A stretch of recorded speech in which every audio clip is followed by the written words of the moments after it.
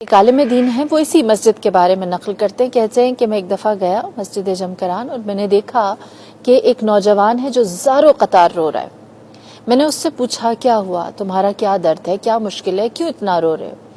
تو اس نے جواب دیا، کہنے لگا کہ میں ہر دفعہ سوچتا ہوں کہ میں گناہ نہ کروں اور ہر دفعہ مجھ سے گناہ ہو جاتا ہے۔ اس وقت وہ عالم کہتے ہیں میں نے اس نوجوان سے کہا کہ ایک مثال دی کہ فرض کرو میں تمہیں ایک مرغی دیتا ہوں اور میں تم سے کہتا ہوں اس کو پالو، تم اس کو پالتے ہو اور پالتے رہتے ہو، مجھے بتاؤ کب تک اسے اپنے پاس رکھو گے؟ تو کہنے لگا ظاہر سی بات ہے میں اس کو اپنے پاس اس وقت تک رکھوں گا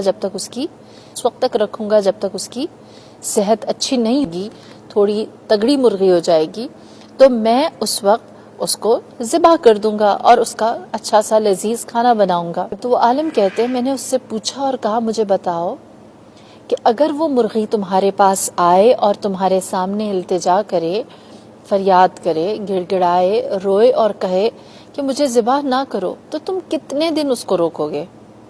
تم اس کے ساتھ پھر کیا کرو گے؟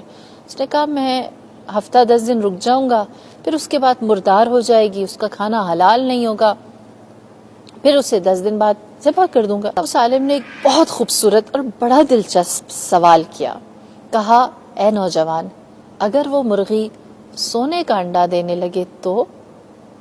وہ وقت تھا جب اس نوجوان نے سوچا کہ پھر تو میں اسے کبھی ذبح نہیں کروں گا، پھر میں کہوں گا کہ اس کا ہونا، اس کا جینا جو ہے وہ ضروری ہے۔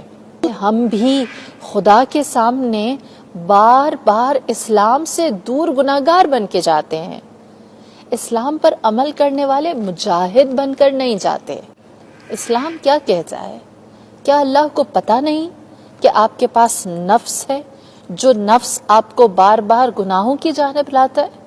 کیا اللہ اس بات کا علم نہیں رکھتا کہ آپ کی نیت کیا ہے؟ وہ جو شہرت سے زیادہ قریب ہے وہ آپ کے جہاد کو جو آپ کے جسم کے ساتھ ہو اس کو افضل قرار دیتا ہے، یا آپ کے جہاد کو جو آپ کے نفس کے ساتھ ہو اس کو افضل قرار دیتا ہے؟ وہ آپ کے نفس کے جہاد کو افضل قرار دیتا ہے۔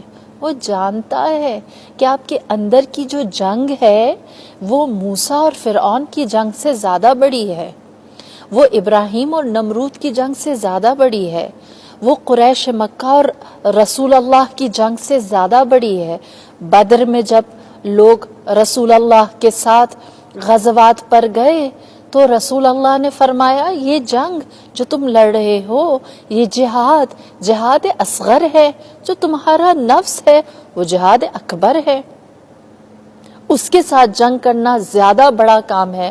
اللہ جانتا ہے اگر آپ کوشش کر رہے ہیں، آپ سٹرگل کر رہے ہیں اور پھر اس کے بعد آپ سے گناہ ہو رہا ہے، خدا جانتا ہے کہ یہ مجاہد ہے، یہ جہاد کر رہا ہے اور یہ اپنے آپ کو گناہوں سے دور کر رہا ہے اور میرے پاس مغفرت لینے آیا ہے، تو خدا معاف کرتا ہے۔